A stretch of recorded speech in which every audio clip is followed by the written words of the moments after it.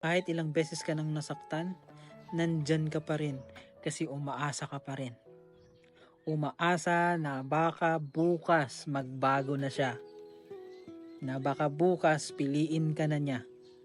Na baka bukas hindi na siya maghahanap ng iba. Hindi ka niya nasasaktan.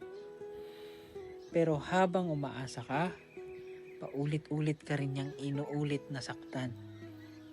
Paulit-ulit ka niyang niloloko. Kasi alam mo kung bakit? Kasi alam niyang nandyan ka lang.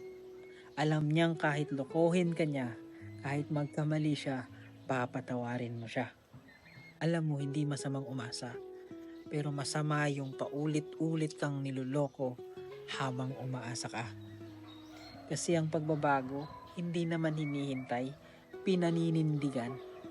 At kung ikaw na lang ang nagbabago para manatili siya, baka panahon na para lumayo ka para makita niya kung ano naman yung nawala. Kasi sobra pong nakakapagod, nakakaubos, nakakasakit ng ulo. Kung paulit-ulit na lang tayong hindi nire-respeto, paulit-ulit tayong niloloko.